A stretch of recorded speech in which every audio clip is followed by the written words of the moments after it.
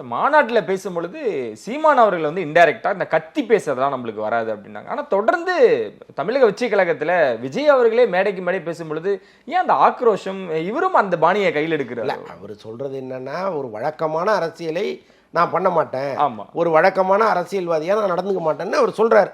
அதைத்தான் நான் கத்தி பேச மாட்டேன்னு அவர் சொன்னது. கத்தி பேசாமல் ஒரு அரசியல் நீங்கள் நடத்தவே முடியாது.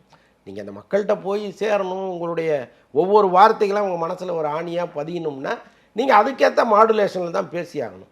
அப்போ அதெல்லாம் நம்ம தவறுன்னு சொல்ல முடியாது. நீ அன்றைக்கி அது சொன்ன, இன்றைக்கி நீயே இப்படி பேசுறியாங்கிறதெல்லாம் சும்மா ஒரு விதண்டாவாதத்துக்கு பேசலாமே தவிர அப்படி பேசாமல் அரசியல் பண்ணவே முடியாது. ஏன்னா சீமான் அவர்கள் தம்பிகள் பேசினதான் இப்போ தாவேக்கில் நிறைய பேர் பேசிக்கிட்டு இருக்காங்க. ஆனால் சீமான் அவர்கள் பேசுறதே விஜய் அவர்கள் அதை அப்படியே எடுத்துக்கிறாரோ அப்படின்னு தான் நம்ம பார்க்க முடியுது. அவரோட வழியில் அப்படி போய் அவரை மாறியே அப்படின்றத இப்போ நம்மளுக்கு எடுத்துக்கலாம். இல்லைங்க, இவங்க ஒரு மாற்று அரசியலை முன் வைப்போம்னு தான் வந்தாங்க. சரி, ஆனால் இது மாற்று அரசியலாகவே எனக்கு தெரியல.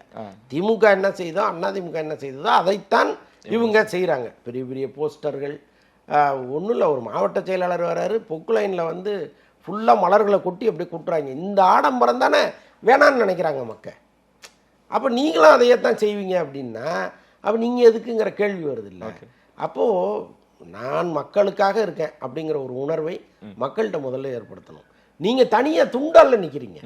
நேற்று வரைக்கும் எங்களோட சுற்றிட்டு இருந்தவர் இன்றைக்கி வந்து அவர் பின்னால் ஒரு 100 பேர் புடை சூழ வராரு. அவருக்கு வந்து பொக்கு லைனில் வந்து மாலை போடுறாங்க, கிரேனை வச்சுக்கிட்டு நிற்கிறாங்க அப்படின்னா பார்க்குறவனுக்கு என்ன தோணும்? இதுதானடா திமுக செஞ்சுது, இதுதானடா அதிமுக செஞ்சுது, இவரும் அது தானே செய்கிறாரு, நாளைக்கு இதையொட்டி நான் அவங்க பண்ண மாதிரி ஊழல் பண்ணுவேன்ட்டு வருவாங்க. அதான் நடக்க போகுது. அப்போ நான் என்ன மாற்று, நான் என்ன பண்ணேன் அப்படிங்கிறத நீங்கள் சொல்லணும். அந்த எளிமையை உருவாக்கணும். அரசியலில் வந்து எளிமை இல்லைங்கிறது தானே இன்றைக்கி மக்கள் ஒவ்வொருத்தரும் ஒரு அருவருப்பாக பார்க்குற விஷயமாக மாறுது. ஒரு எளிமையான ஒரு வட்ட செயலாளரையோ ஒரு மாவட்ட செயலாளரையோ ஒரு எம்எல்ஏவோ நம்ம பார்க்க முடியுதா? பார்க்கவே முடியலையே. இப்போ கேரளாவில் இருக்கிற ஒரு எளிமை இங்கே இருக்கா? இல்லை. ஒரு முதலமைச்சர் அவர் பாட்டை நடந்து போகிறாரு, அவர் பாட்டை ஒரு காய்கறி போய் எடுத்துகிட்டு காய்கறி வாங்கிட்டு போகிறாரு. அமைச்சர்கள்லாம் அவ்வளவு சிம்பிளாக இருக்காங்க. ஏன் இங்கே மட்டும் இப்படி நடக்குது?